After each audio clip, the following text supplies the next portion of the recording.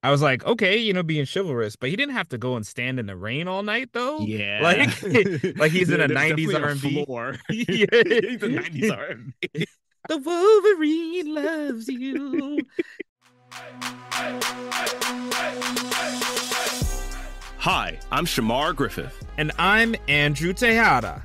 We're going through superhero productions to let you know if they're still fun or the hype around it was dumb on Cape or Cap, a Black Nerd superhero podcast.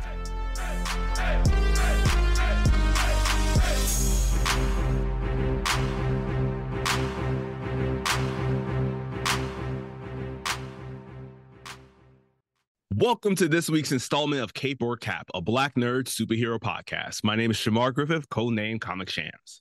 And I'm Andrew Tejada, codename Arate. Andrew and I have known each other since 1996. That was the year the 300X Bullet Train recorded a Japanese national speed record of 275 miles per hour. For comparison, the average subway train moves at 55 miles per hour. And if you don't live in New York City, I'm sorry, I don't have a better comparison. I was going to say that's a lie for New York City because I feel like only at certain stops does it move at 55 miles per hour. Oh Half the yeah. time there's a delay. Oh yeah, no, that's the top. That's the top It's a speed. top. That's where it moves out. Like, that's the top speed of an average train, but like normally it's going like 15. And this thing is Yeah, just pulling 275 in 1996. Like, damn. damn, that's it's fast. It kind of makes sense now given this movie. Um, by which I mean the writers and the directors that were part of it. This is I finally have like a almost 1996 fact. Yo. Because today's movie, we are talking about the Wolverine. That is right. We are continuing on with our Ryan and Hugh road trip, where we are just covering a bunch of the movies that may have just been forgotten about, featuring Ryan Reynolds and Hugh Jackman, either together or apart in their separate roles that will culminate into this. I think it's like still the number one movie right now of Deadpool and Wolverine. I think they were dethroned by Alien Oh, Romulus, domestically at least. okay, okay. The aliens have taken over. All right. Well, they had a great run. Speaking of run, we have this movie, The Wolverine, with a runtime of 127 minutes. This 2013 PG-13 film. So there is one scene in particular where they use that they use their allotment quite well, if I would say so. This film serves as the sequel spin-off of X-Men Last Stand, while somehow being the direct sequel to X-Men Origins Wolverine. Mm. Sure, sure, okay. Technically, anything can be a sequel to X-Men Origins Wolverine, right? Yeah, like literally Clifford's big extraordinary journey could be a sequel to X-Men Origins Wolverine.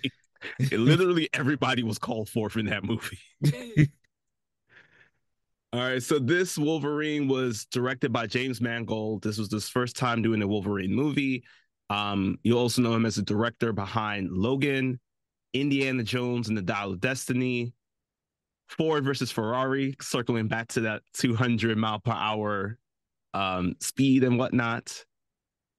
Girl Interrupted, and I just thought this was hilarious. He's also soon to be the director, according to IMDb, so I could be wrong, but he's soon to be the director of a movie called Crenshaw, which would be about a boy whose family falls on hard times until he finds an imaginary friend, a giant cat named Crenshaw. I did not think we were going with that. Right. Okay. I sure. All right. Yeah, I was like, I mean, I've seen Logan and I do not know how he's gonna make anything that might feature Kendrick Lamar. But that's besides the point. We're going to drop right into our writers of today. We got Scott Frank, famous for his work on the Netflix series Queen's Gambit. This is just one particular gripe I have about this. If you download Queen's Gambit, the game, you were hoodwinked. That is just chess. He's teamed up with Mark Brombach, who wrote the recent Planet of the Apes movie series, the Total Recall remake, Race to Witch Mountain, Live Free or Die Hard, and help with the rewrites for Logan, 50 Shades of Grey, and Tom Cruise's The Mummy. There is just no predicting what that person will do next. That is an incredible resume. Just all around, well done getting everywhere. I thought the same thing. I was just like, wow, this is really impressive. Like even just writing for Tom Cruise's The Mummy was even something in particular. So in total, though, we are just looking at this movie. This movie currently has a 71% on Rotten Tomatoes, so the 69% score from the audiences. So I guess it's fair to say that it was received pretty okay across the board, across critics and fans. Now into our cast list, we got returning as the Wolverine, we got Hugh Jackman. Tao Okamoto plays the role of Mariko, a role that she will hold right before playing Mercy Graves in DCEU's Batman vs. Superman Dawn of Justice. Yeah, I think she probably liked Mariko better. Yeah. You'll recognize this man from the 2009 film Push that starred Chris Evans. Later on, you'll see this man also in Zoolander 2, as we have Hal Yamanouchi as Mr. Yoshida. Again, that's a interesting resume. This next actor will make his leap from government official in our film today to Shredder in the Michael Bay produced TMNT movie, as we have Brian T as Noboru. Hmm. Yep. Oh, and prior to all this, he also was DK in Fast and Furious Tokyo Drift. That's what I'm talking about. Now I'm invested. Teaming up, we got Svetlana Kodachenkova and Will Yun Lee as Dr. Green and Harada, respectively. Haunting Logan's dreams are Fan K Jansen, who's reprising her role as Jean Grey.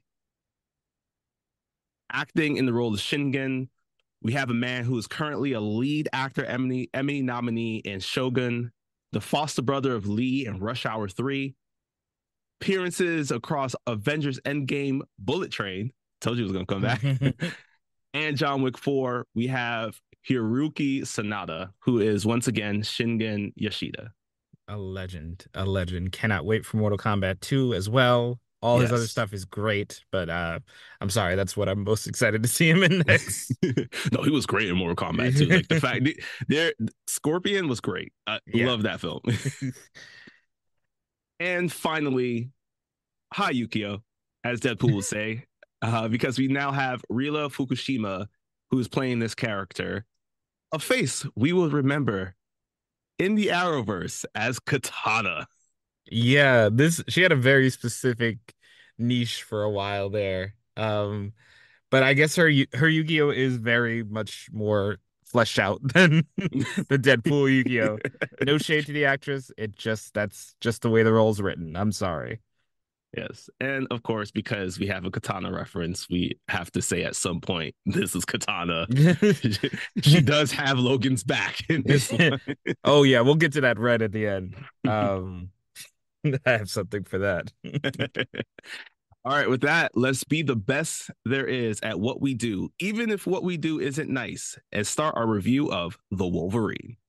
In true Wolverine movie fashion, the first scene is absolutely bonkers and also one of the greatest intros you've ever seen because that's what these movies are really good at doing because the atomic bomb is coming. It is World War II.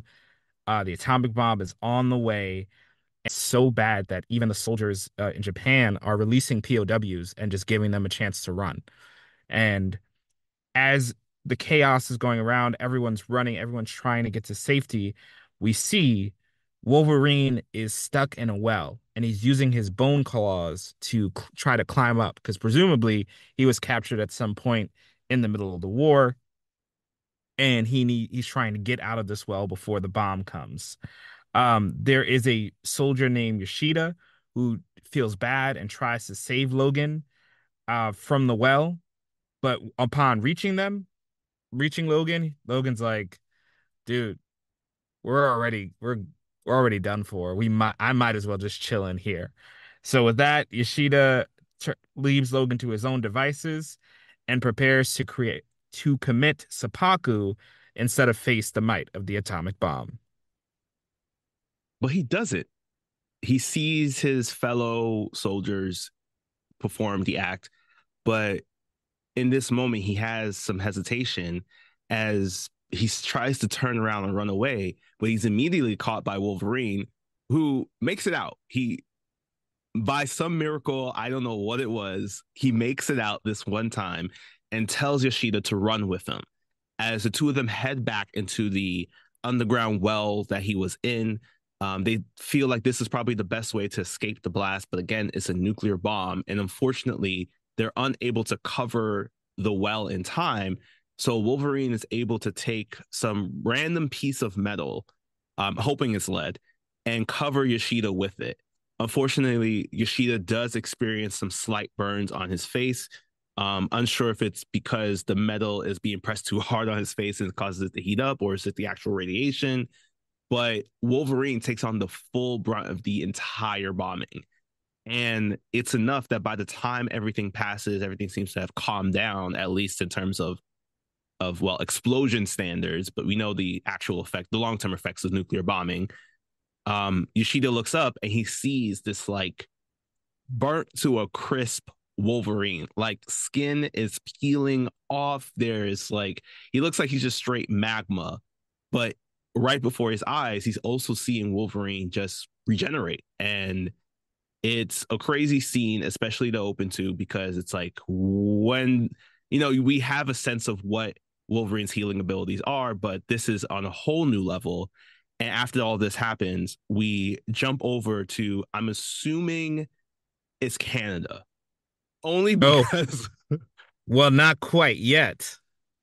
Because before we jump to Canada, we get what also is a tradition for Wolverine movies, which up to this point, which is ruining an awesome opening by having him wake up to Jean Grey. He's in oh, bed with Jean Grey. I know, because these scenes happen so often, you forget when, but they start the movie with Logan waking up to Jean Grey, and this is post X-Men The Last Stand, where at the end of that movie, if you don't remember, Jean Grey was consumed by her dark alternate personality, and she asked for Logan to kill her. So he has a nightmare that he promises not to hurt anyone, but he wakes up and he sits up in bed and realizes that he has already stabbed Jean. So he sends up screaming, "No, Jean, no!" And then he wakes up in the forest of probably Canada. yeah, he's just like hanging on a. Wolverine has the most precarious positions to sleep in. Like, I feel like in X Men Origins, he was just like on a random rock sculpture thing at the very top, and it was like I don't know how he built the house. Now he's like camping on the side. He just, I mean, right? Granted, he can't die, but at the same time, it's just like, dude, there's like a Four Seasons or at least like a Motel 6 probably up the block. Anyway, he wakes up. We see now that it is definitely, once again, as mentioned, after the events of X-Men The Last Stand. Wolverine has grown out all of his hair. He's got a full-on beard. He's walking around a bit disheveled. And when he's there, he decides to head into town. And we see that he goes into a like a hardware store. And while he's there, there's a group of guys, a bunch of hunters who are just like, I don't know, they're clearly just like they're joking around, a little worried about them being drunk. But they're also buying weapons and shooting them out in the streets. So it's just like I don't understand how no one decided to like let me not serve this person. And Logan, he hears about this plan of them trying to tackle this bear, a bear that he actually saw a little earlier as he was heading into town, which I gotta say is probably the most jacked bear I've ever seen in my life. The most checked character right there, right off the bat. And the bear is just doing his own thing. But when Wolverine heads back, he does see that the bear was harmed. He hears some screams from people. He hears the screams of the bear. So when he goes to investigate, he finds the bear on the ground. There are a bunch of arrows in his body, and he decides that the best thing for him to do, because it does seem like the bear had been poisoned with something on the arrows, is to just put it out of his misery. Mhm. And this is where he pulls out one of the arrows and notes that it is covered in poison. So he goes into town and he is offers to buy the man a drink at a bar. The man's telling this story about, oh man, I just barely escaped with my life. And Wolverine stabs the man with the arrow, saying, like, oh well, it's a cowardly to use poison on bears. And if it's not poison, then you should be fine with this arrow, right? And once the man hits him once, Wolverine is fully prepared to kill this hunter in the middle of the bar, just being like, sorry, Gene. Just lost it to kill one guy who was gonna die anyway from that poison, probably. Um, but before he can kill anyone, Yukio arrives. She's been watching him for a while, and she says, look, don't even worry about them. They're gonna die anyway. And after quickly dispatching the hunters with her considerable swords and fighting skills, she reveals that she came all the way here to find Logan so he can get another sharp thing because he has claws, but isn't it cool if he had a sword? That's all she's here for. While he is in this car with her, she shares that the person that hired her has been wanting to meet with Logan, and she shows him a sword as well as a file that basically has all the details of his life, even back to when he had his short hair that he for some reason kept styling in a way where he has two um pokes on the side of his head to that was a choice that was made because the mask and the suit wasn't ideal for live action X-Men. This wasn't obvious enough, I guess. I don't know. So he's reluctant to go, and Yukio's pleading, telling him that, like, it's just really one thing. This meeting could offer you the peace that you're looking for because it will help complete a task of yours. Um, the task is to assume that mainly like he just wants to die. But so he decides, yeah, he'll go, but he'll only go for one day. And I was like, that's basically the entire flight over. But I digress because while they're on the plane, Logan does share a little bit of a fear of flying, which I would assume is definitely connected to the amount of times that the Blackbird was attacked and he was on the plane. Mm. But more importantly, Logan starts asking Yukio, like, hey, how did you know that those guys were going to die? She just automatically assumes it to be in like, they're gun-toting dummies. So this is most likely somebody who's going to die in that group sooner rather than later. But he said, no, you really picked up on the fact that they were going to die all together in the same car 3 weeks from now. Like, that's not just gun-toting dummies. So there's a hint there of her possibly having some kind of mutant ability, but we don't go further into that. It's just now just assumed by the viewer and by Wolverine that this is her skill, this is her mutant ability. Because as soon as the plane lands, we head on over to the Yoshida compound. It's filled with armed guards. Wolverine's asking what's going on. Why are there so many people with guns in an old man's place? And before he can even get a full answer, he's immediately like harassed by all of these armed soldiers and gunmen. And he's then greeted by Shingen, who is Yoshida's son, who is very upset with the presence of Wolverine here today. Yeah, we also he is introduced as a kind of swordsman, because we see him doing some kendo. And yeah, he's really just not for Wolverine.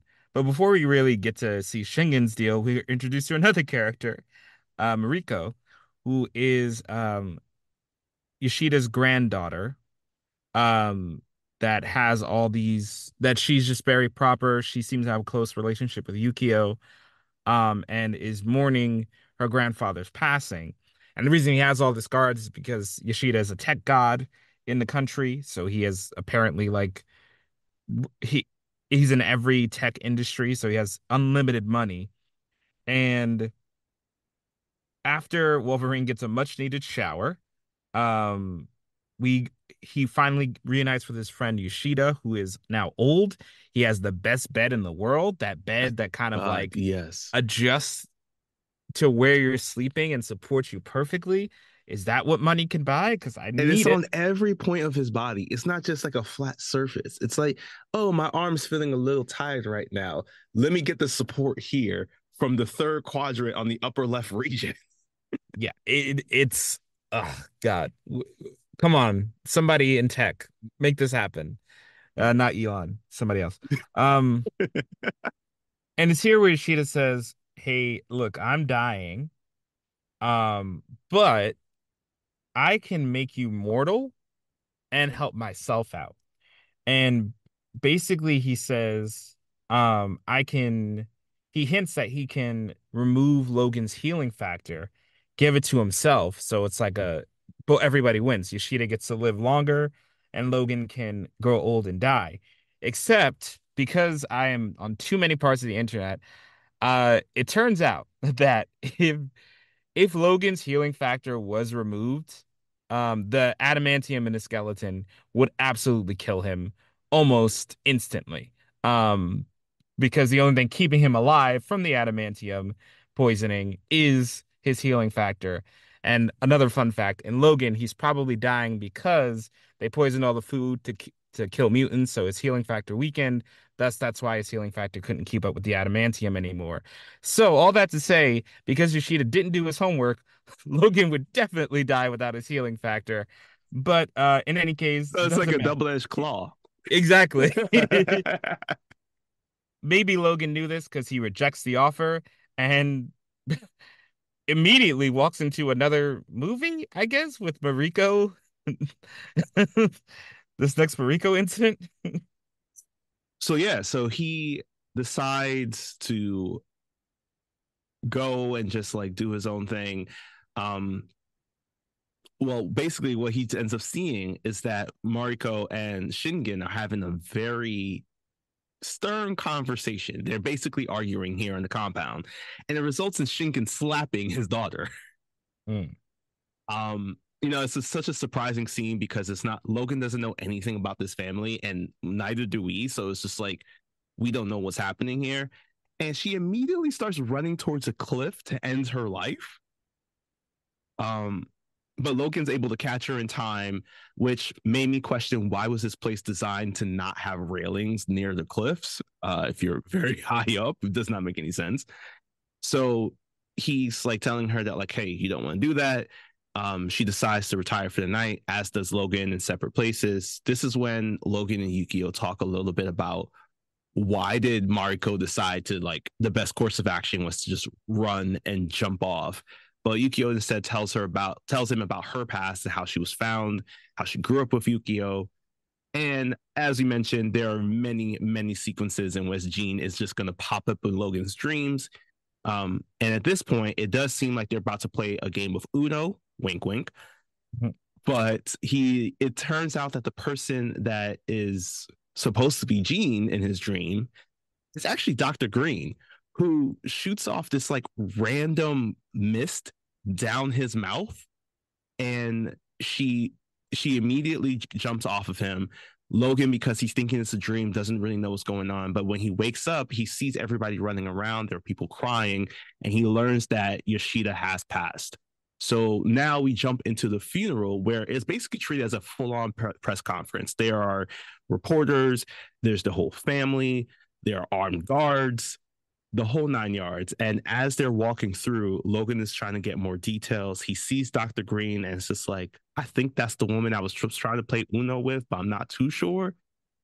But more importantly, there's a man in black who's perched on the rooftop, just watching as the whole funeral procession is going on. And this is someone that we just have to think about later, because more importantly, we end up meeting Mariko's fiance, Noboru Mori.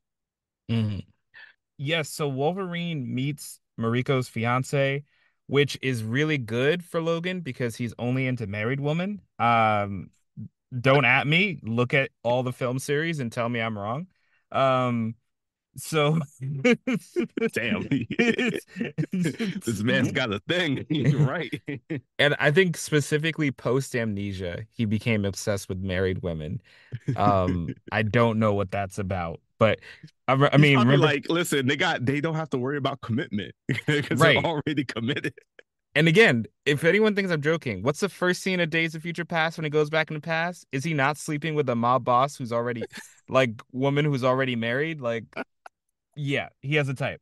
Um, so at the funeral, there we do see some friction with this new Noburo character. We see friction between Wolverine and again Shingen.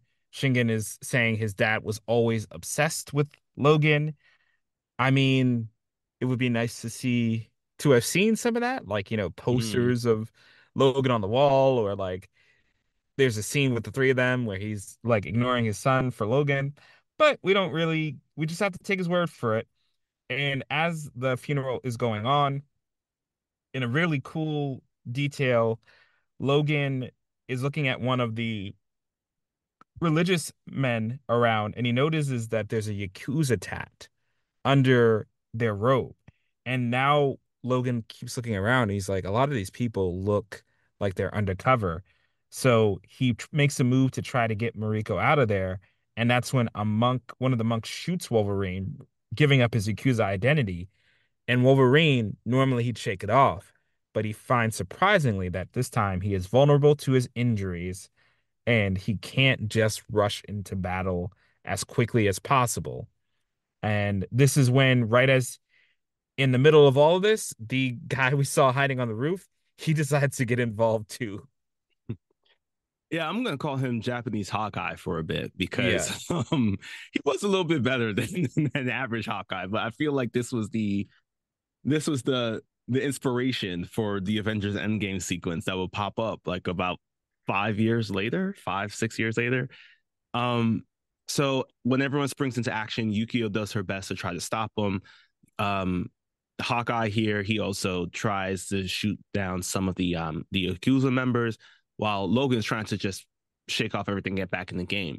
Weirdly, Dr. Green does something that I feel like is probably more common now than it would have been back like 10 years ago, which is to film the entire attack.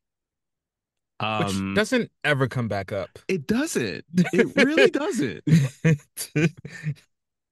So as she's recording the attack, it does seem though when someone tries to attack her that she's also a mutant as well because she shoots some venom from her mouth towards that person's face. The face burns off, and literally that was such a big moment that gets like no preface after. Nothing gets talked about afterwards. Marco's able to escape with Logan and Hawkeye, um, but it leads to a full chase down the streets where you basically see this guy running from the rooftops from like rooftop to rooftop, surviving every almost single fall that he's making leaps on just one leg, which I gotta say is pretty impressive. So they are able to escape. Unfortunately, though, it does leave with everyone getting separated except for Marco and Logan, who Logan is literally chasing after her, bleeding from every part of his body. And I can understand now why she didn't want to be near him. But fortunately for him, when Marcos ends up on a bullet train that travels at 275 miles per hour or faster, Mm. um, Logan is somehow in the seat next to her and it just decides, I'm just going to recline this seat. We're going to figure out the plan on how to survive what's been going on here.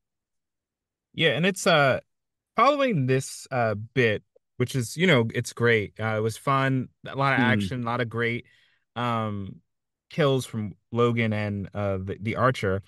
We get a strange sort of scene where we go back to the funeral and Mariko's fiance is clearly more concerned with being on camera than the welfare of his wife. On top of that, in the middle of the previous scene, Shingen forced forced Yukio to protect him instead of go after his daughter, which was weird in the moment. And now he's also insulting Yukio and saying like, remember that you're just a stray that was picked up by the family.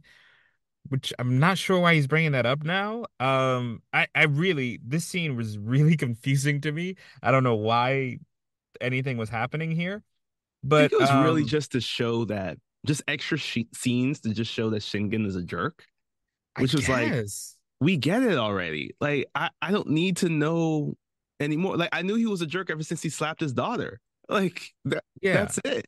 Show me him, show him being a punk to me. I'd rather that. Because then it'd be like, if he's like, all these Yakuza members are out there and he couldn't even protect his daughter because he's like trying to hide with Yukio. Like, I'd rather just that versus like, let me now show that Shingen is insulting to Yukio, which we got like 4 scenes of before, and I'm just like, it's enough. Yeah, we get it. We get it. So after that sequence, we do get what arguably is the best sequence in the movie, where back on the bullet train, Wolverine is going in the bathroom. He notices he's still bleeding, and he's really now at this point like something is definitely wrong with my healing factor. Something has gone up. And just as he pulls out of the bathroom, all of the Yakuza show up. And one of them I love, it's a little quick moment, but one of them tries to punch Wolverine in the face and they are instantly hit because it's just straight metal. I think you can actually And even hear the bang, and then that yeah, was my favorite part. that's fun, like little things like that. But in the middle of the fight, Wolverine actually accidentally slashes open the doors, sending them all flying to the top of the bullet train, which is probably one of the most hype action sequences in X-Men history. Yeah, and gotta say the CGI is already much better than the first film. We had a lot of gripes about the fact that it looked like Wolverine was holding pieces of paper between his his fingers. This is not the case. They finally got it together. Um, the crazy thing about this too is that you're seeing like the dangers of subway surfing as you'll hear on the MTA platform all the time. And it's because Wolverine is just trying to navigate this super fast 200 something mile per hour train, trying to hold himself down to make sure that he can get to the next person he has to take out. And at the same time, these Yakuza members who, I'm unsure if they have any mutant abilities, but for the sake of the movie, we're going to say no, surviving just by like stabbing into the bullet train, which makes me question like, how strong are their stabs or how weak is this bullet train material? I would be worried about the integrity of this train moving as fast. But Logan is able to trick one into jumping and hitting a billboard, and another one he uses the momentum of the train to go flying into with his claws. So great sequence. After that, he comes back still bloody and injured, and that's when Mariko's like, "Okay, we can hide." So they get a room at a love hotel, a Mission to Mars themed room. Um, and since it's a love hotel, there's only one bed. When Mariko asks, like, where are you gonna sleep? And he's like, I'm not. And then I was like, okay, being chivalrous, but he didn't have to go and stand in the rain all night though. Yeah, Like, like he's in a there's 90s definitely a R&B. floor. Yeah. He's a 90s R&B. The Wolverine loves you.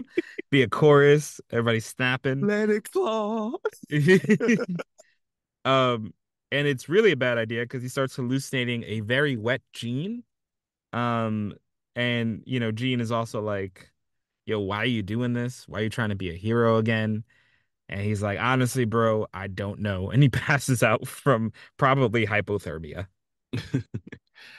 So when he wakes up, he's being treated by a doctor. We do see that the person who runs the Love Hotel is there along with Mariko. And we find out that the doctor is actually the Love Hotel manager's son, who is a veterinarian. Well, a student, not a full Yeah. vet. Um, so there's like, some quick fun about the fact that like obviously Logan was under, so his like involuntary reflexes were operating. Unfortunately, the vet student was clawed a few times, but he seems to be fine. This is when Logan starts questioning what's going on with his abilities because he's like, I can't regenerate. I don't understand what's going on.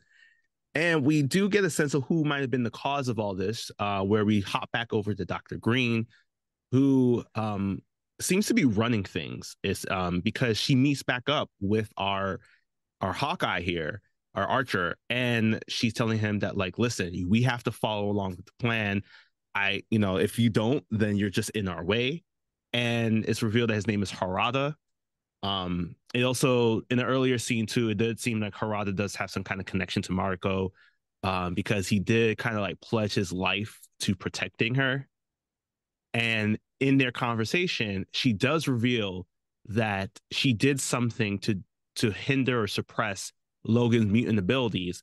So this is going to be the best time to try to take him down, because the further along it goes, there's a possibility either there's some time that he probably won't be able to do what their plans are, but right now this seems to be the thing. And Mhm. we hop back over to Mariko and Logan, who Logan not all patched up. They decide to finally go to this safe house that Mariko was intending to go to. And this is when we learn basically what that connection is with between Mariko and Harada. First of all, I want to say the dinner that Mariko was making looked sick. I wanted all of that. Whatever she was making in that pot looked good. Um, but this is where Mariko drops a lot of really important information. That she was going to get married to Harada at one point when they were 15, but she eventually got stuck in an arranged marriage with the politician from earlier.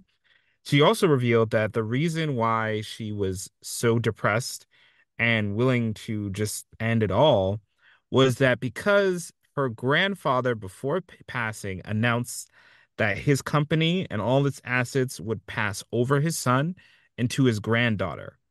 So the pressure of possibly running this tech empire, which we only see on the outsides and not like what they actually do, um, I don't know. They probably made the bed. They probably made that bed. they at least made the bed. So the pressure of installing those beds across Japan was too much. And so that's why her father was so mad. That's why she was unable to really handle the pressure. It's really at this point we realize that we don't know what Mariko wants out of life at all. Like, what are her Mm. hopes and dreams? Like, so far it's been kind of like, I'm sad my grandfather died. I'm sad I'm getting his company. I don't want to die from Yakuza. Actually, I kind of do. Because I'm not wanting Logan to come. So we really don't know, even though we're getting all this information, we're not really learning that much more about her specifically. We're just learning her relationship to other people in the plot. Um, and this scene pretty much after these revelations are dropped, we cut to Logan, who cuts himself shaving. I know it's supposed to be like his healing factor is gone, but I'm also thinking like, bro, you need to shave a little bit more gently. Like, Yeah. if you're bleeding like that every time you shave, bro, like what the hell? Like, what are you doing, bro? Today's unofficial sponsor is Gillette Skin Guard. They can sponsor us. I would love Gillette, call us. Yeah. And in the middle of everything, they find out that a tree fell in the middle of the road, but luckily Wolverine was the lumberjack, and even though he doesn't remember it, I don't think.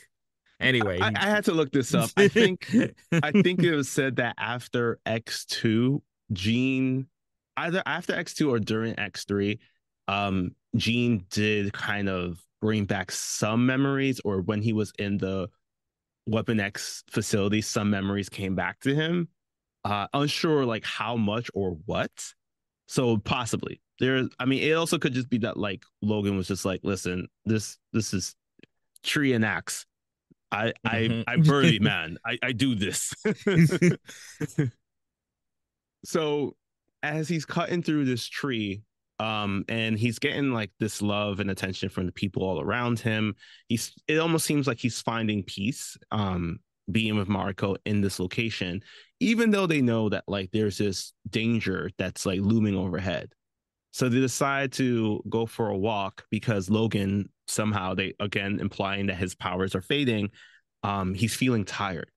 So when he looks up, he notices something very familiar as he sees the mountain range where he was kept in captivity when he first saved Yoshida.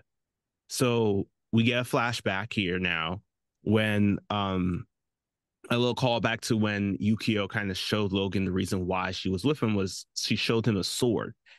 And here we get the backstory of it, where Logan and Yoshida were in this well. They were talking with one another, getting a chance to learn each other's life.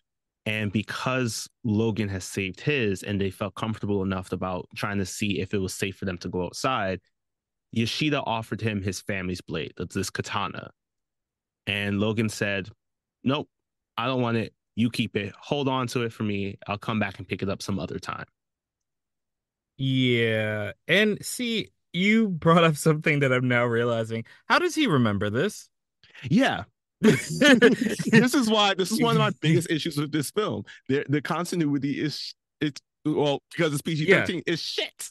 Yeah, the timeline is spaghetti because the events of X-Men Origins Wolverine, remember, this is which we want to remind everyone this is a sequel to.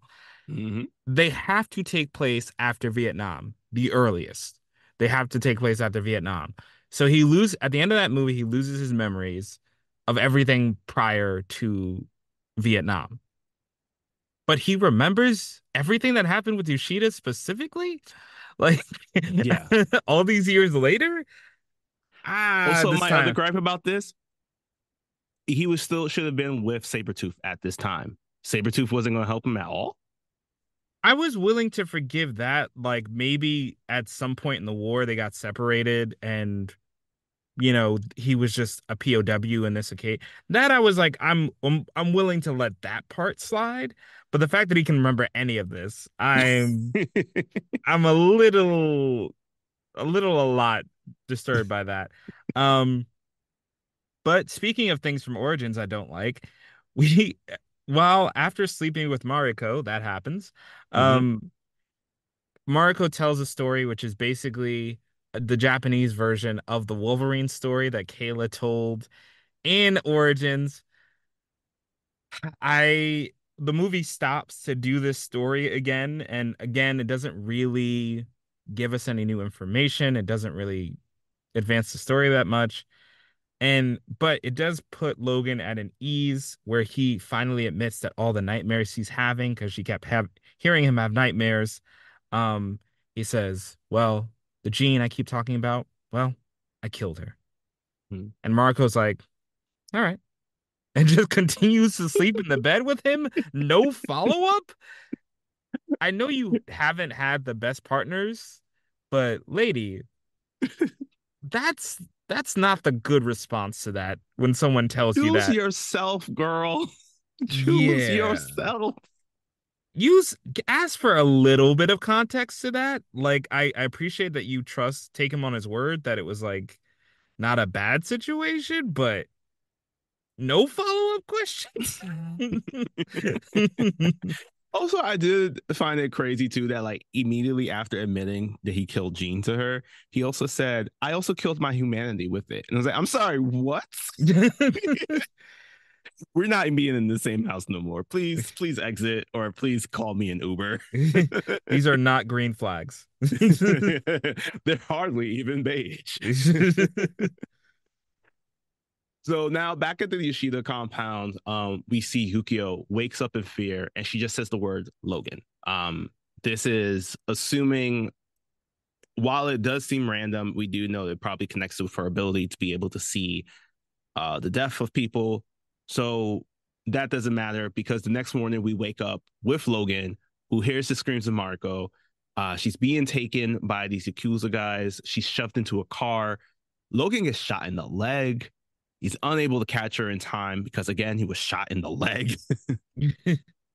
But he is able to grab someone. And that one person, he's trying to get them to talk. And they're like, "I'm not snitching. I'm not going to do nothing about that." So Logan decides, because his mask in the comics looks like two Batmen kissing, he's like, "I'm going to use some Batman tactics." And he soon finds out everything because Yukio, who just, I'm glad that she's on the good side because it was like she immediately knew where he was going to be. Um, she drives over, she sees Logan walking up, and he's just like, "I need to go find Noboru." Because one of the questions that he asked this person is, "Who hired you?" So now that this has happened, they drive over to Noboru's place, wherever he's at, and Yukio shares the dream that she had of Logan dying. Yes. This is the oft repeated prophecy. Everyone in Logan is like, when you watch Logan, you're like, oh my God, she predicted it because she says that Logan will die with holding his own heart in his hand. And I'm like, I'm sorry to ruin it for everybody. But that line goes on a little bit longer and it says, holding your own heart in your hand and it's not beating. Mm-hmm. So, unfortunately, if she had stopped a little bit earlier, this would have been a perfect prophecy. But I mean, X-23 wasn't dead, Right. in Logan. So this prophecy doesn't work. I'm sorry, guys. I'm sorry to ruin that for you, but there's a maybe there's a reason we forgot the exact events. Um, so he breaks into Noburu's hotel room. He's partying with some models, and after some more interrogation, the Noboru reveals that I okay. So he reveals that Yoshida was trying to save his own life, and in doing so, he nearly went bankrupt.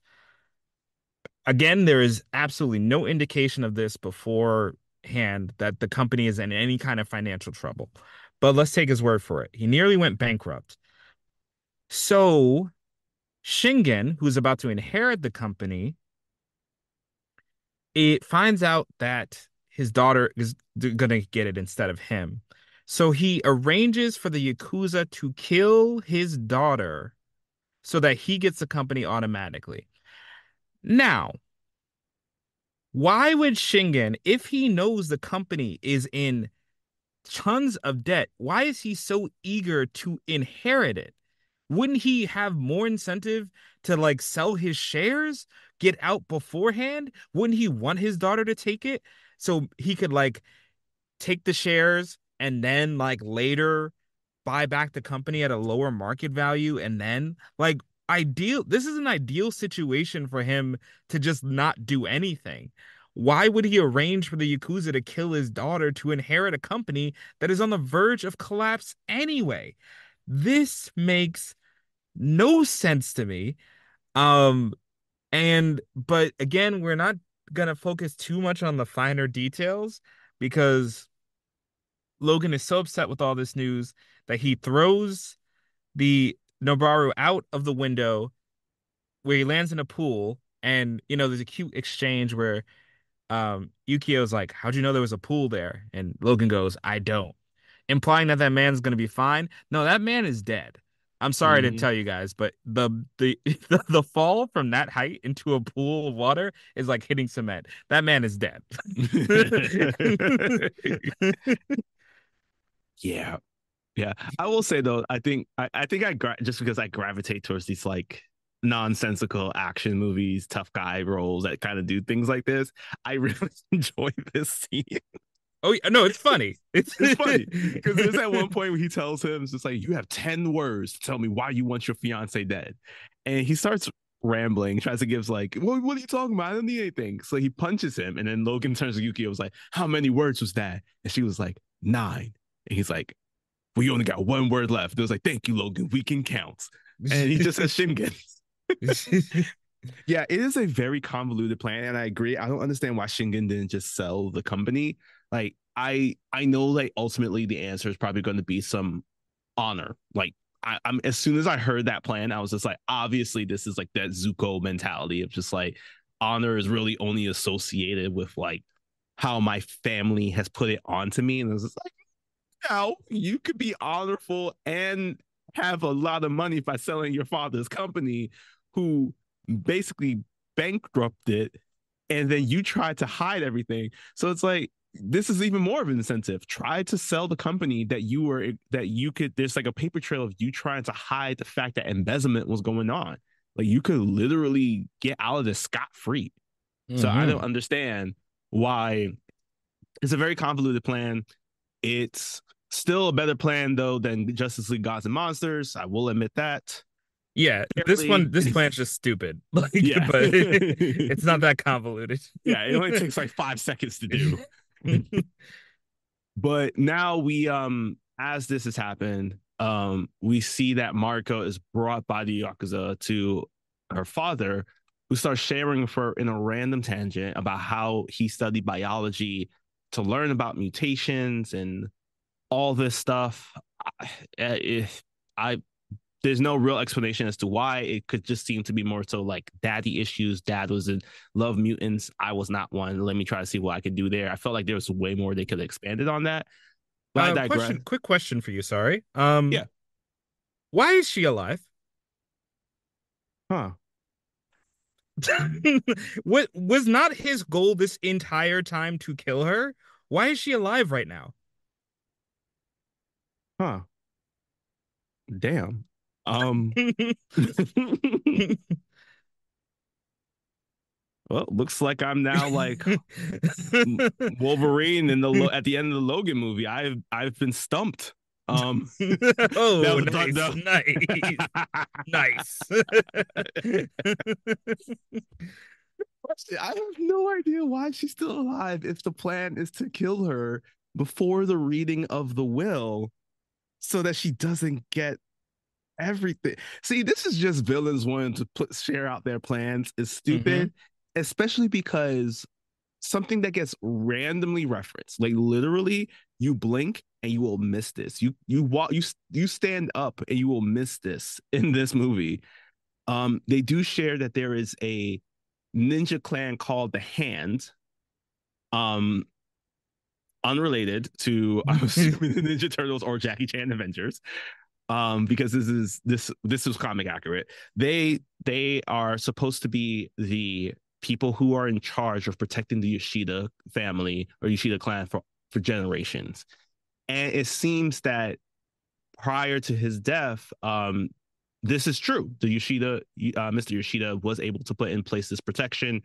So, as Shingen and Mariko are having this conversation of why he's going to kill her, but she's not dead yet, we see the we see the whole place get overrun not only by the Ninja Clan, but it's revealed that Harada and Dr. Green, who is going by the name Viper for comic wise, but also randomly said at the very end of this film for some reason, they are leading the troops here. And at this point, we see that Dr. Green takes a weapon, poisons it, and stabs Shingen with it, assuming now that he's dead. Logan and Yukio arrive at the place and they find a note telling them to meet them at Yoshida's uh, birthplace. I think it's like that, or where the larger company is actually held, like the facility itself. So this is another random moment that if you blink in this film, you will miss it. But in an earlier scene, when Logan first met up again, was reunited with Mr. Yoshida, he sees these like creatures floating around in some kind of like ooze of some sort. And when he looks at that same container now that he's back, he doesn't see anything in the container. So he hops onto the bed that everybody wants in their dreams right now, and he gets the X-ray scan to reveal that there is a creature, one of those creatures inside him. So I'm just going to assume, because it's never explicitly said at all throughout the rest of this film, that Dr. Green somehow put the creature inside him to affect his healing abilities, maybe by shooting it through her mouth when they were kissing. I assume that was a delivery system. I am not sold in the slightest that he would know to look inside of his body to find a Yeah, parasite on his heart. I don't track how he even got that idea in the first place. because it doesn't make any sense to check that. Like, unless he didn't do any other test. He just was like, oh, let me just check my body right now to see if it's in this. Like, it could have been digested. It could have been in your bloodstream. Yeah. It could have been like molecule size. Like, I don't understand how like he knew and it was like just time to check. Like, it would have made more sense if it was like throughout the movie. Not only was he like feeling this pain, but he was like from getting hurt all the time and his abilities not coming back up, but also feeling like something's moving around him, or even let that be the reason why he was seeing Jean. Like Y- like yeah. something. It would have even been simpler to just have a line at the beginning of the movie where it's like, yo, this bed, by the way, this bed can diagnose anything. like Right. one line, and then later he comes in is like, well, before we go, which he just does this again. He checks himself out impromptu of nothing. It wasn't like motivated by his desire to save Mariko. It's like implied, but it would have been cleaner, I think, to just say, oh, this bet can scan anything. Well, before I go, let me see if there's something wrong, and then he can find the heart parasite, and then bing bang boom. But instead, he just figures it out. So at this point, he sees the parasite in his heart. He decides to do a little self-surgery. Now I'm gonna admit, the scene's pretty cool. He's Mhm. doing surgery on himself with his claws. At the same time, Shingen comes back with a sword and randomly attacks. So Yukio has to defend Wolverine while he's doing the surgery. Which I think is really fun. It's really creative choreography in the room that they're operating in. And there's even a point where he can't see the operation because they move things around. So, it's pretty fun, except one thing I can't forgive. So, what Logan does is he pulls out the parasite attached to his heart. He's holding the parasite in his hand, and he goes into cardiac arrest and temporarily dies. That's not his heart in his hand, though. That's a parasite in his hand. He didn't. So Yukio's whole prediction is was wrong. The like Right. top to bottom was wrong. It's like we Um, can't trust their mutant abilities. They're very yeah. unreliable. So, but he does recover to jump into battle with Shingen, which this is the section of succession of scenes I like to call cool but pointless because Shingen's just a regular dude who's poisoned and has a sword against Wolverine. There's really this conclusion is foregone. And what they try to do to make this scene interesting is this is the thing that made me the most upset in this movie, I have to say. They try to imply that the reason Wolverine and Shingen are fighting is because Wolverine needs information. He asks, "Where's Mariko?" Bitch, you already know. You have a poster that says where to go. You learned this 10 minutes ago in movie time. Why are you asking him?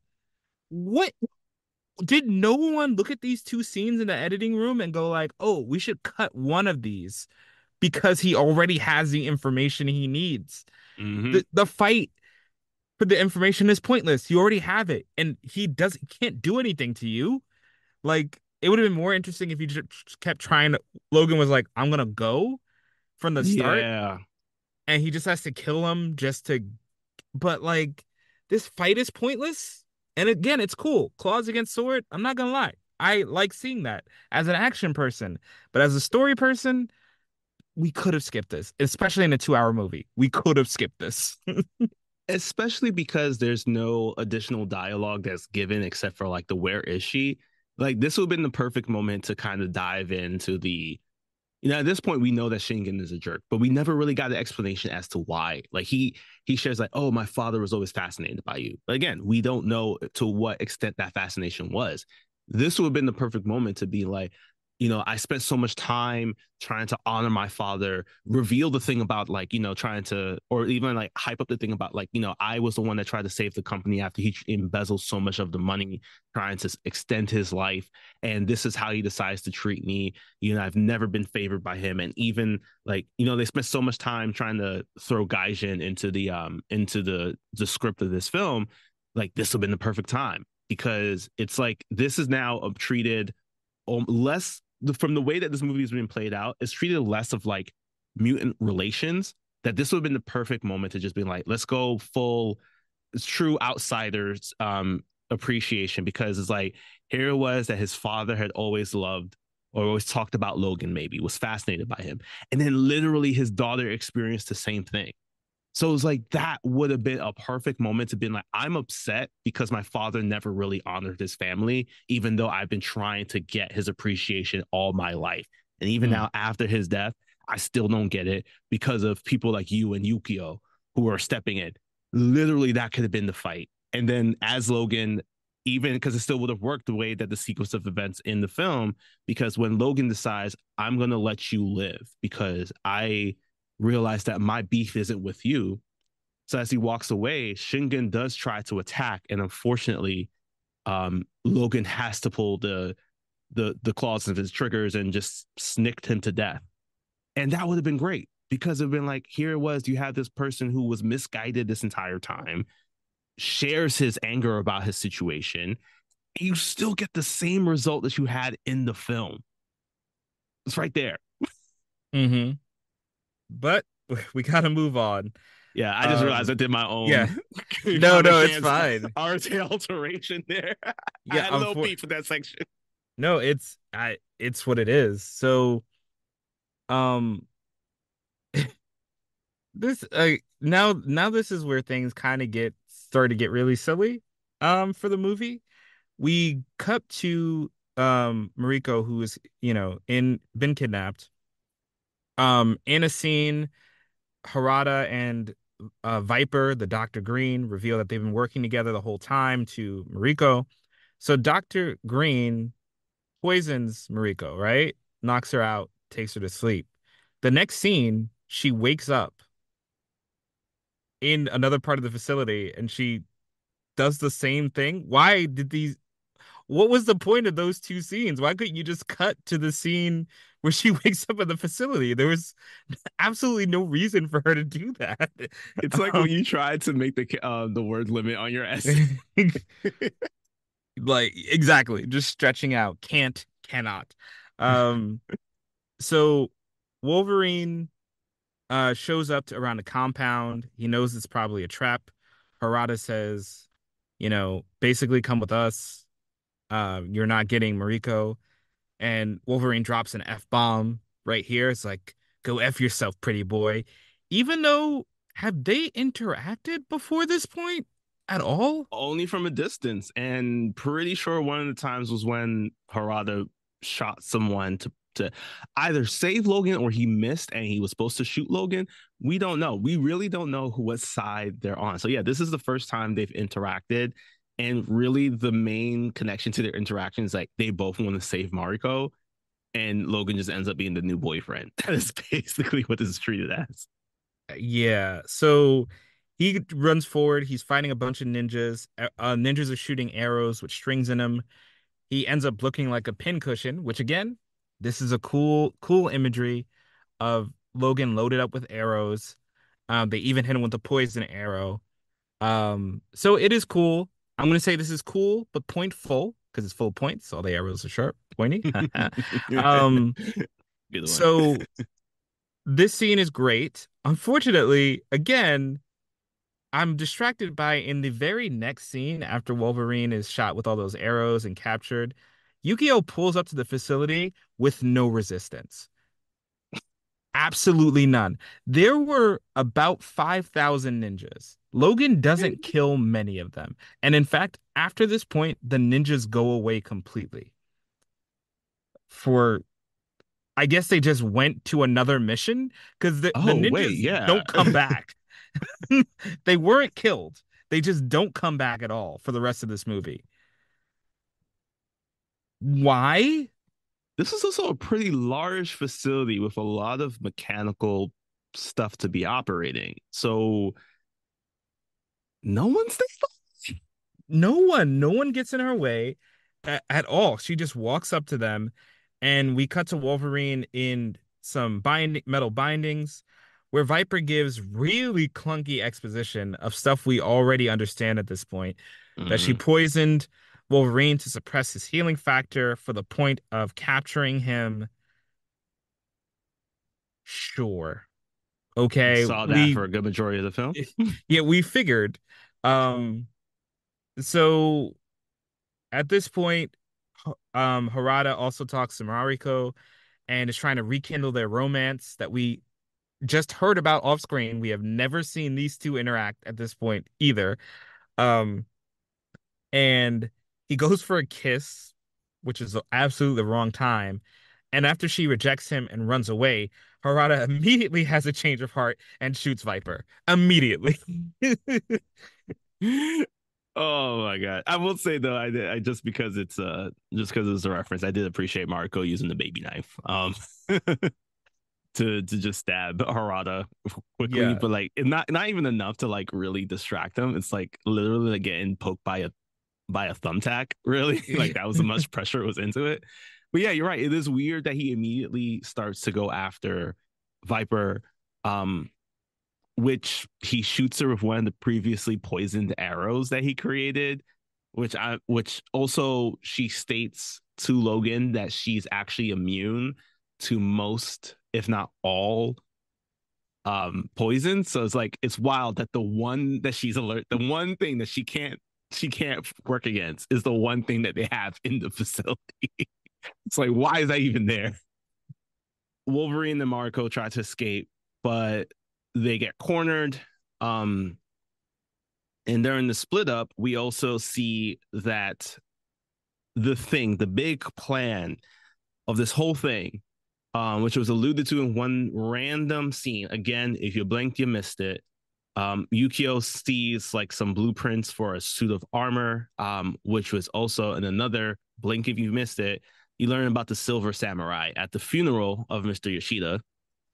We see now that this Silver Samurai is sitting next to Logan. It's now active. It looks like a giant pre-template for the TMNT shredder. Um, and this whole giant structure is chasing after them. It's fighting against them. It's trying to kill them, if anything. And unfortunately, everything they try to do doesn't work. We learned also that the armor is coated in adamantium. So it's like literally now it's like Wolverine's, which in the movie description of this movie calls it Wolverine's ultimate nemesis. And I'm just like, that's a bit of a stretch.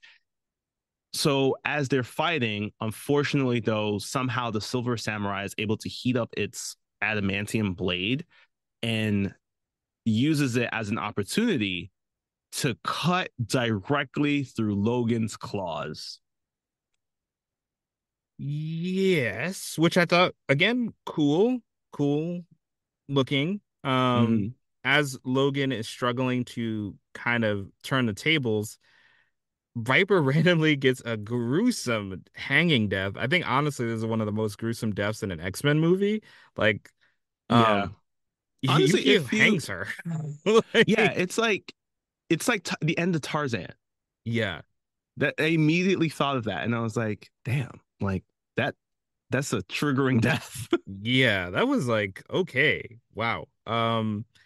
So now also Harada turns on the Silver Samurai. He has a change of heart again and is immediately killed. Thanks for coming. All the ninjas stay out of this. Um, so now, all right, so here's where the Silver Samurai corners Wolverine, and starts extracting Wolverine's DNA with these drills and starts taking Wolverine's like genetic material out through his claws. Okay.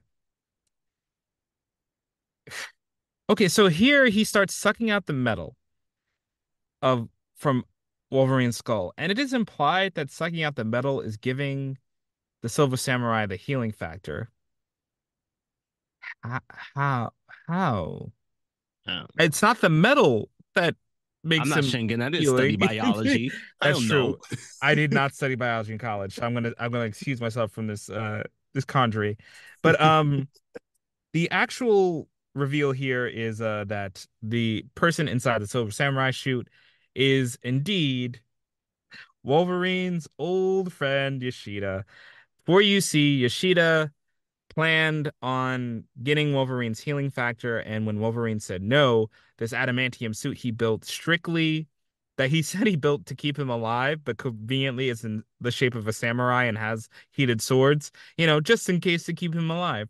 Um, so he It's like, what are you trying to fight against, bro? It's like just you're like not gonna going. beat the disease. It was like going to the supermarket, picking up my eggs in a full-on samurai suit made of adamantium with a heated up blade.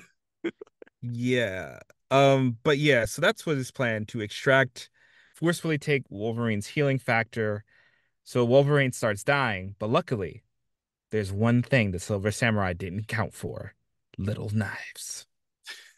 Yeah, and those little knives are Logan's claws. This is the most. This was the weird. This I got. I was not expecting this because Marco is able to find three of Wolverine's claws at the time from when they were previously cut off. They do get cut off. His other hand gets cut off again.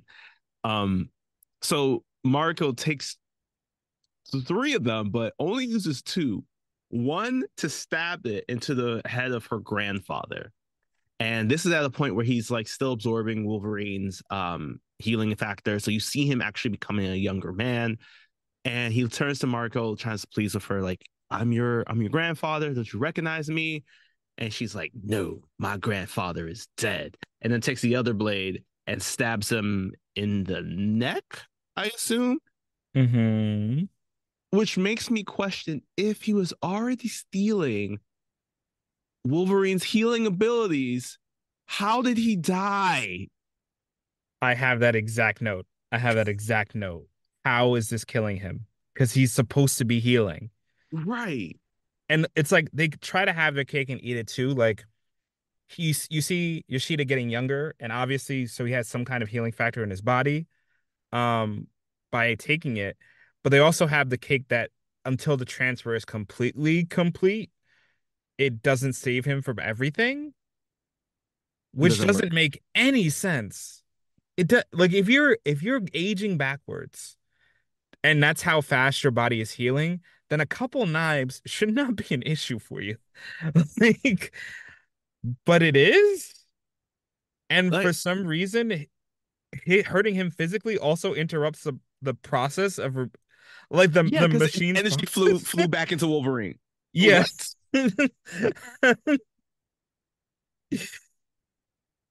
Oh my god. So with that, now that Yoshida is either dead or dying, um, Logan says, "Listen, I came back here to say goodbye to a friend.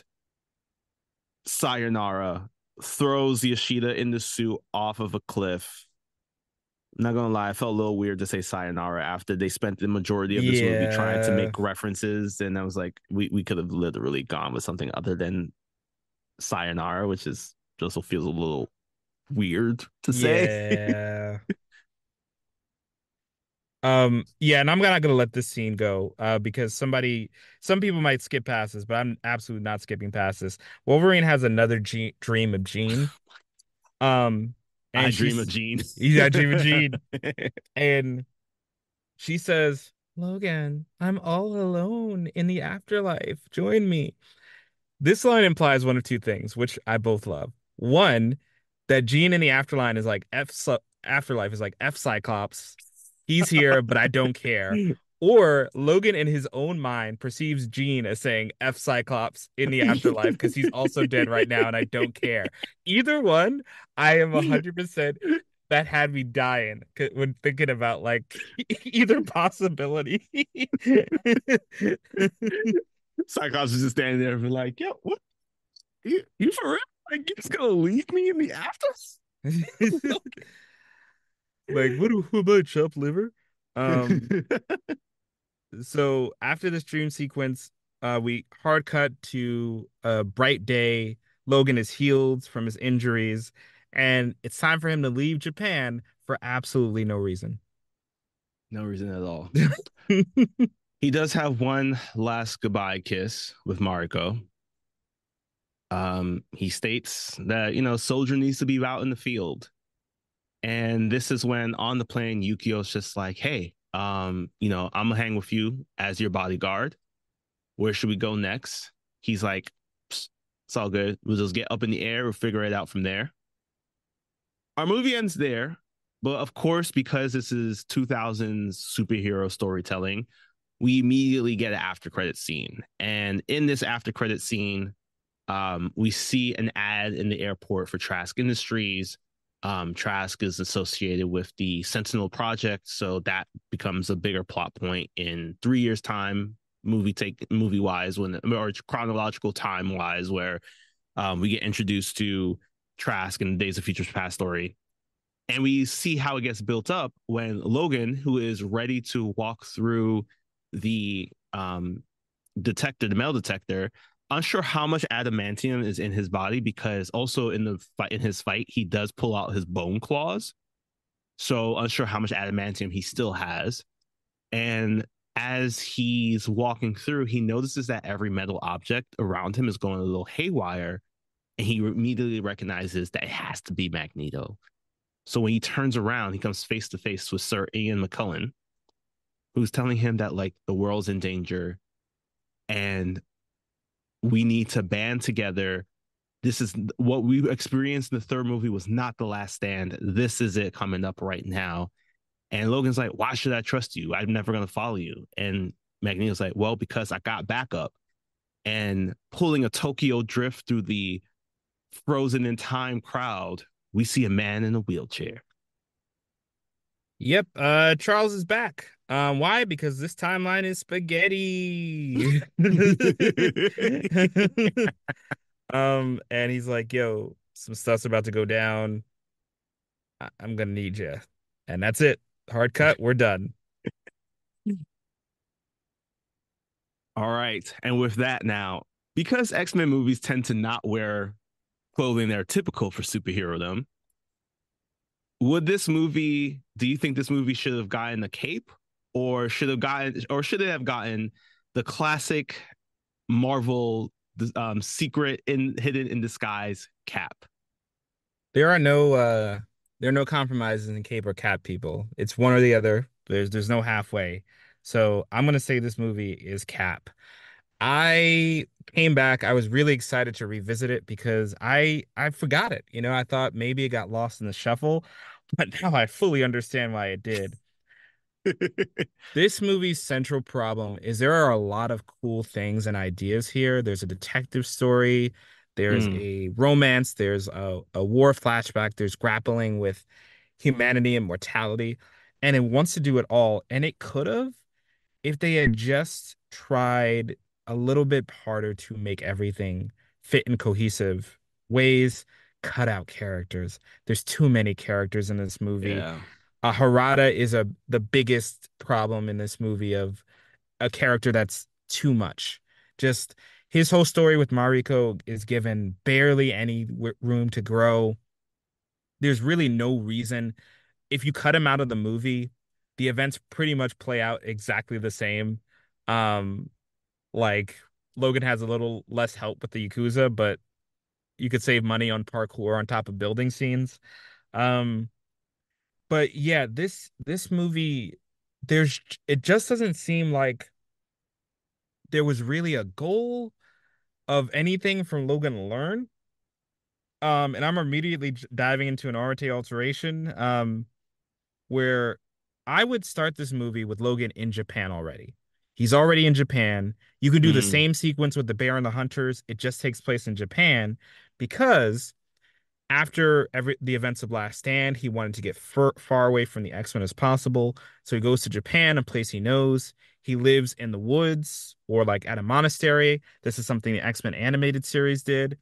And this would also makes sense of why he's having so many flashbacks to World War II specifically. If he goes back to Japan and he's in Japan at the beginning, then it's logically why he's thinking of that war specifically and all these memories of Yoshida. mm, While he's out there, again, the bear arrow sequence plays out the same just in Japan.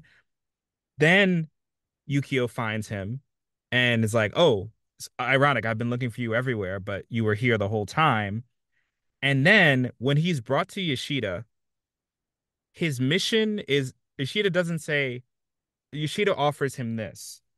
I will make you mortal in 3 days if you protect my granddaughter for that long. So now we also have a connection of Logan has a mission, a reason to be there, because right in the movie, he's like, after he denies Yoshida, he could instantly just leave. But in this movie, if you say, I will give you the mortality in exchange for protecting my granddaughter for 3 days. Logan's torn about it because he just did it with Jean and failed. And then when he goes and saves Mariko right after, then it's like, oh, damn it. Now I'm in it. Now I'm actually in it by accident. I can't mm. help myself. And Also, we throw in a quick scene where Dr. Green actually like preps him for the procedure so that later on when stuff goes wrong, Logan has a logical reason to suspect Dr. Green is the Yeah. problem instead of him just spontaneously covering coming out with it. So again, this is just to streamline those movies. We cut Harada out completely.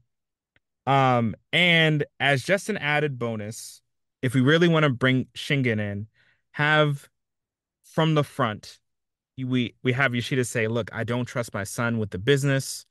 I just signed over everything to Mariko, so that's set in stone." And if you want to add, instead of the Harada scenes, you can flesh out Shingen and like why he would be bad for the company.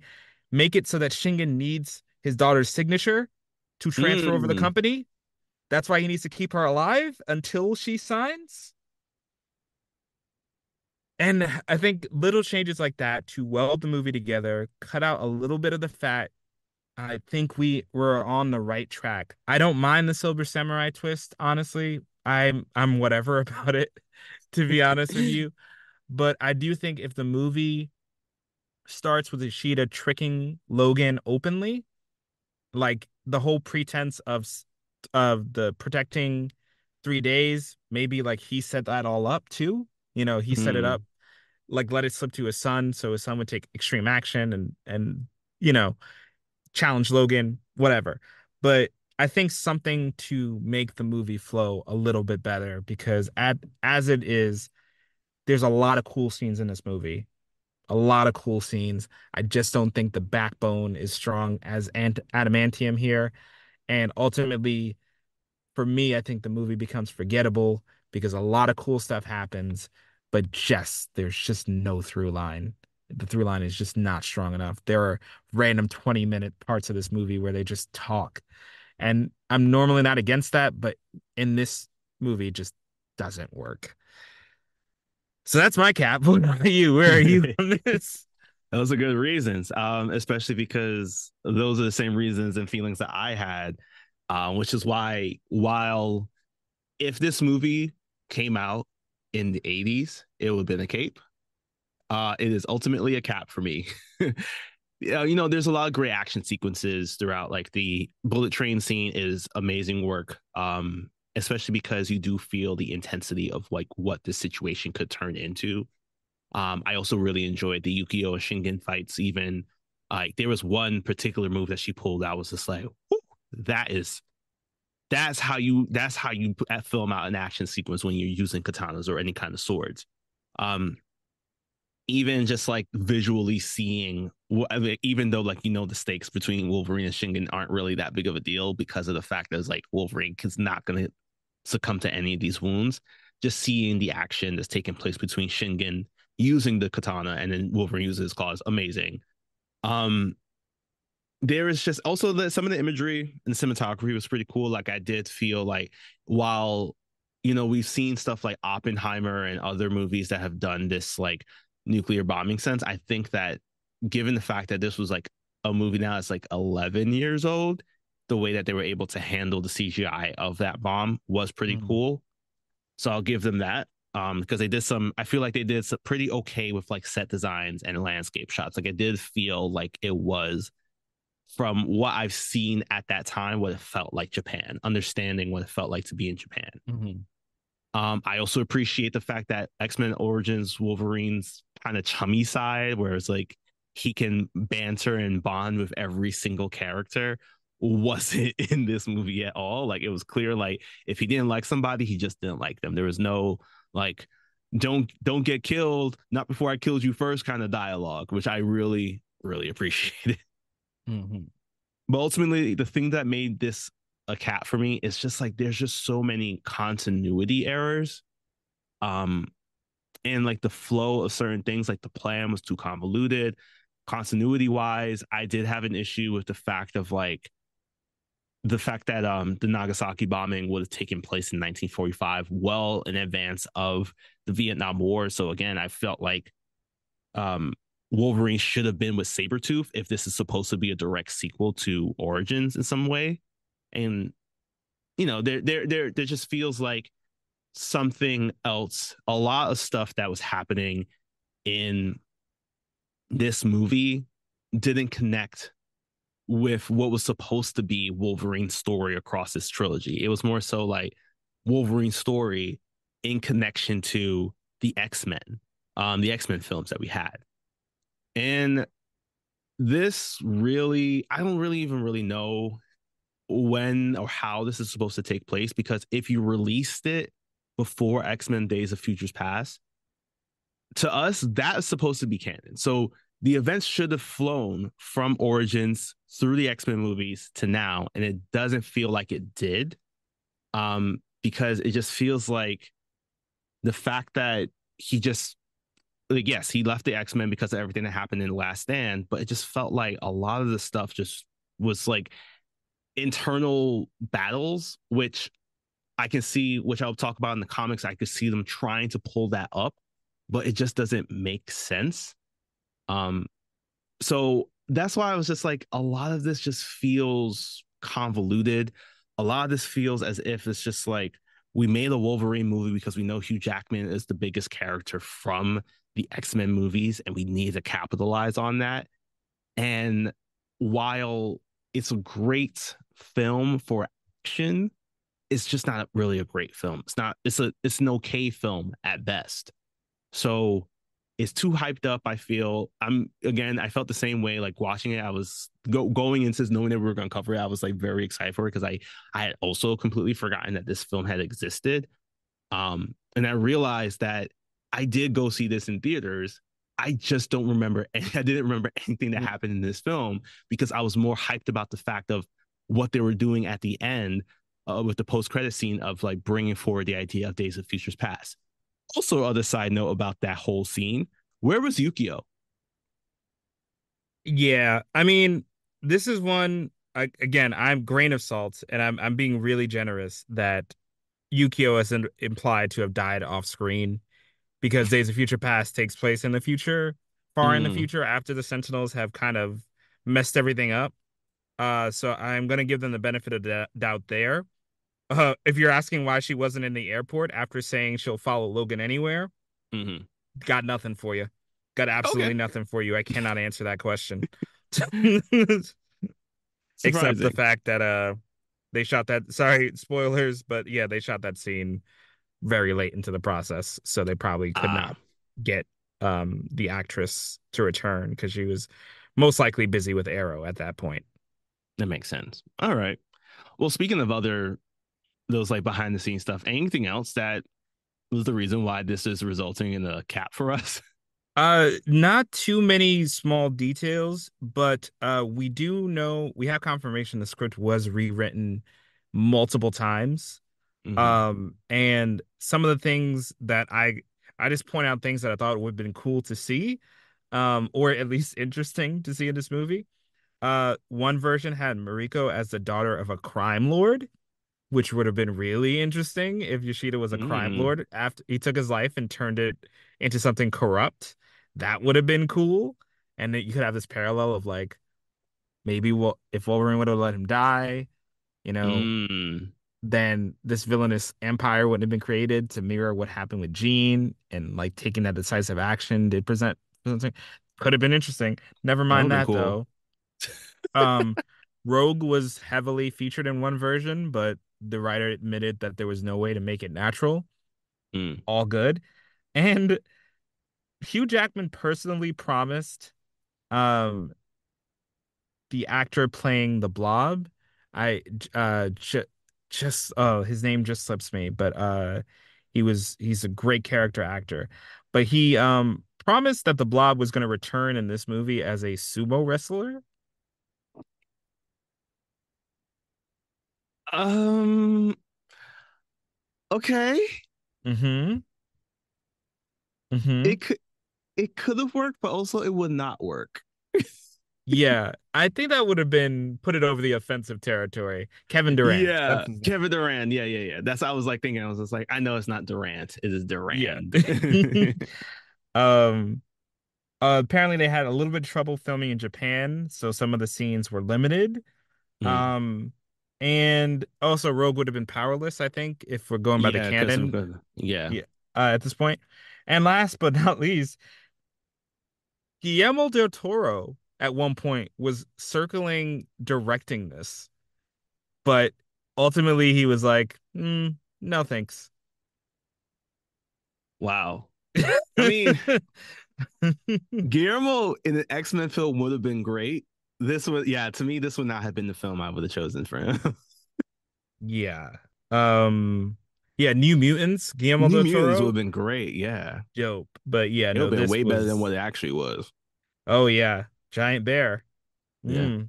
Maybe one day. Was it the same bear that Logan killed? I think so. That we need to check up on that.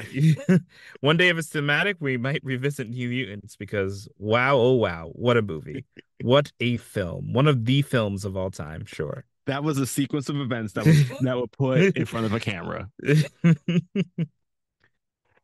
Wow. Okay. No, I like that. I like it would have been really cool though to see that idea of what would have happened if Mariko was actually the daughter of a crime lord. That would have been interesting, especially because, as you said, it would have been a direct parallel to what Logan was dealing Hmm. with having to kill Gene.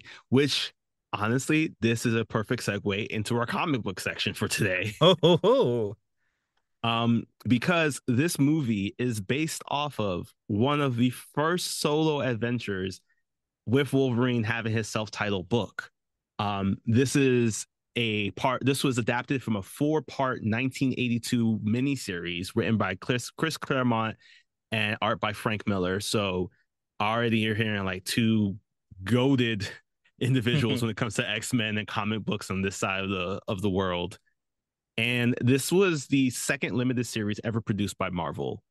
And the goal of this story was to really dive into Logan's character and his struggle of being the man versus being the animal, or as this movie calls it, the kuzari. That, Yes. yeah, that's actually never used in the comic. So quick plot breakdown. It actually opens up a lot like a movie. No Nagasaki bombing. We actually open up immediately to the Canadian Rockies, where Wolverine has to go and find a bear that's been attacking people. He finds it, battles it, kills it. But he does come across that barbed wire, that barbed arrow, the poisoned one. And because of the way it's been made, he knows it's illegal. So he tracks down the hunter that's responsible. That hunter, he and the hunter get into a fight. The hunter decides to turn himself in.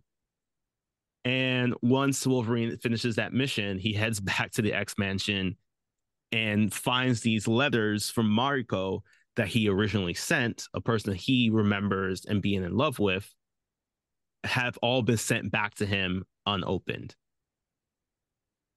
So there's the reason for why he should would have popped up in Japan. That would make more sense because he's checking up on an old friend. Yes. Yes. And when he arrives, he gets immediately stopped by immigration.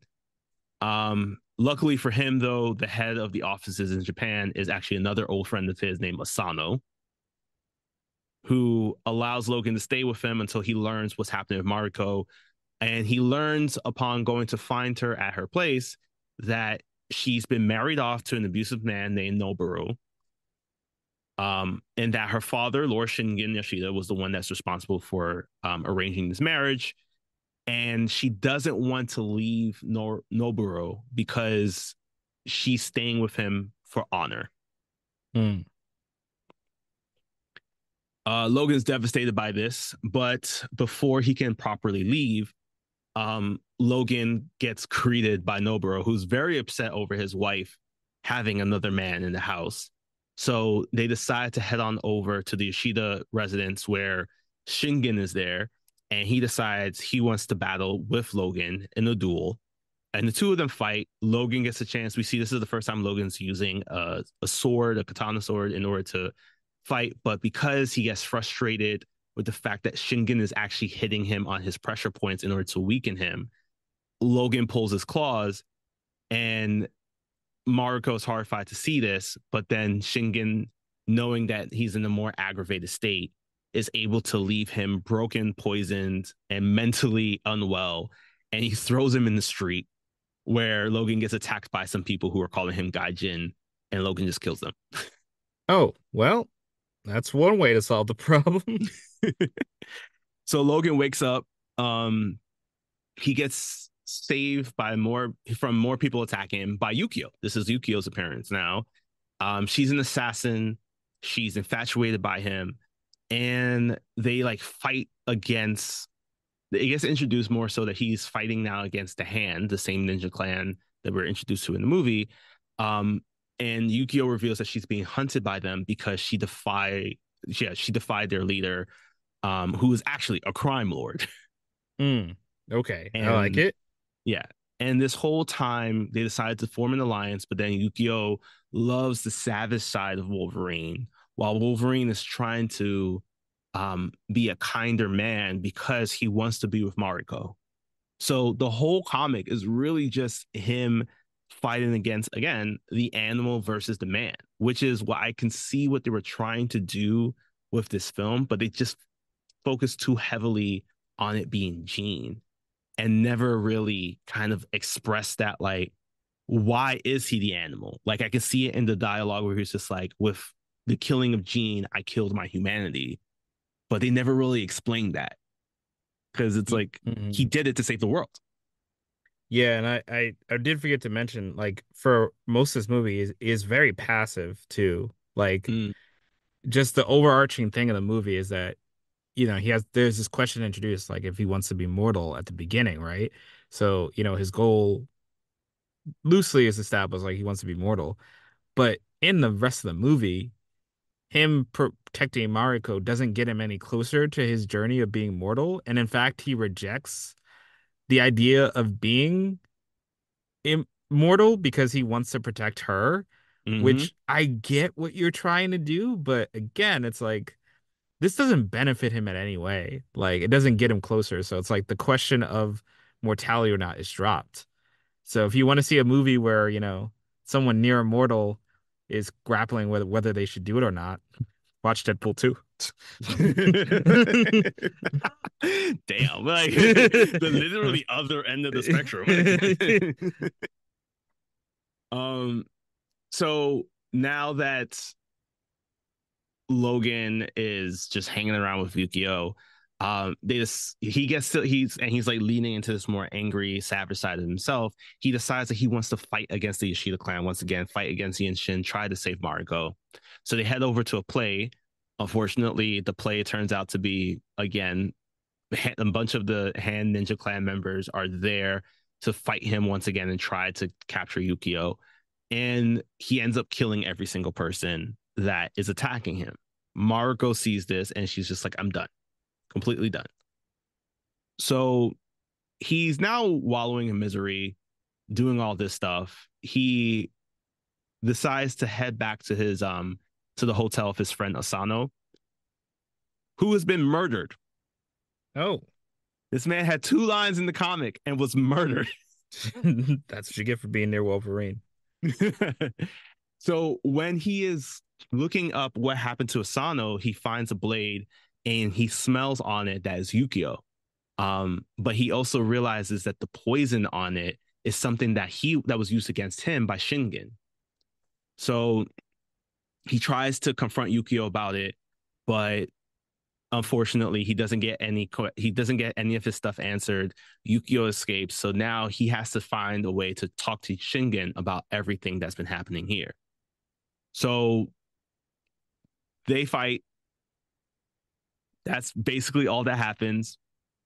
Yukio gets captured at some point. Shingen shares about how he doesn't like Yukio. It's never really explained how they know each other. So now when they finally get there, Shingen and Wolverine finally have their duel. Um, Wolverine's finally prepared to take him out. And this is when Mariko intervenes from Wolverine killing Shingen, her father, and gives her the family sword as a symbol of his redemption. Logan rejects the sword, claiming that he's unworthy. And Mariko says that, don't worry, you are a man of honor in my eyes. And this rekindles their relationship to the point where Wolverine proposes. She says yes, and it turns into a full wedding event where all the X-Men come to arrive to celebrate Wolverine and getting married to Mariko. The end of his simping career. Yep. But don't worry, that's not the end of this particular story. Oh, Because during the wedding, unfortunately, it gets cut short by the Silver Samurai who makes an appearance. Silver Samurai is teamed up with his master Viper, and it's revealed that Silver Samurai is actually Mariko's half brother, Harada. okay. I'm following. Mm-hmm. They battle. Mariko and Yukio actually decide to team up this go around. So Yukio pretends to be Mariko when Mariko gets captured. Um, and they all fight. Basically, it ends with like this massive explosion, almost kills everyone. The X-Men survive. Logan decides to continue on with the wedding, but something is said to Mariko where she decides she does not want to marry Logan anymore and tells him that he needs to go home because from what she saw from him, he will always just be a berserker.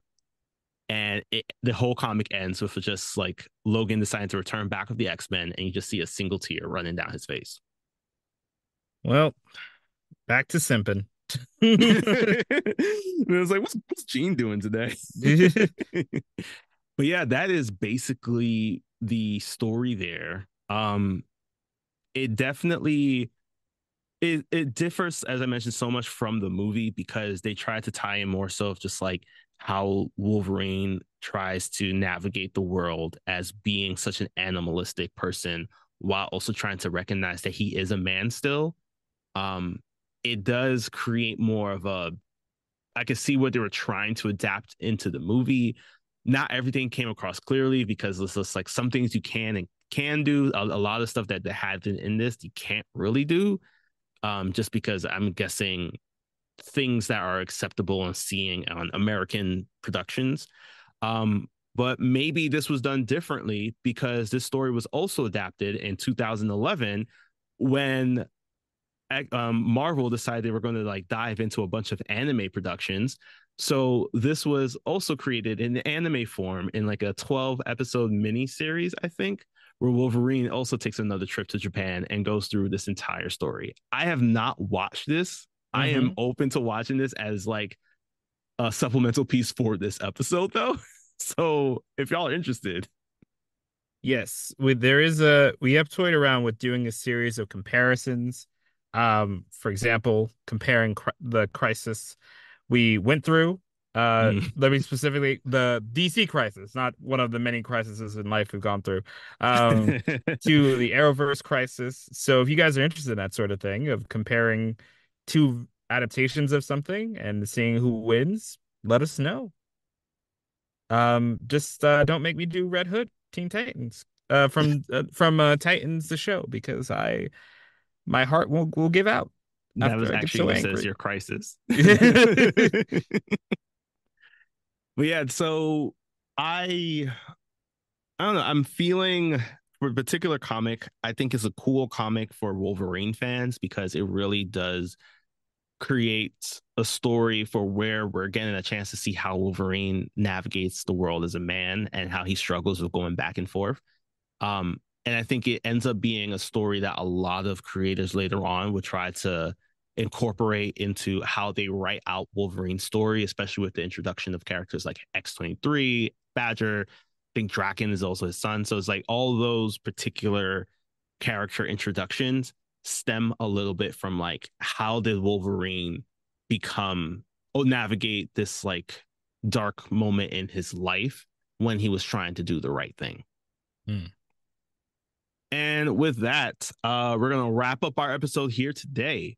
Join us next time for our next big stop on the Ryan and Hugh road trip as we head back to our DC roots with one of the movies from the DC universe that is known worldwide as probably one of the worst creative films in all of history. And I mean the live action 2011 Green Lantern movie. Yes, but does it deserve another look? Can he, from willpower, make a cap or a cape? We'll see. In the meantime, be sure to support us either through a one-time gift through Buy Me a Coffee or monthly through Patreon. And check us out on our socials for updates on episodes that you can find across Apple, Spotify, YouTube, and many other platforms.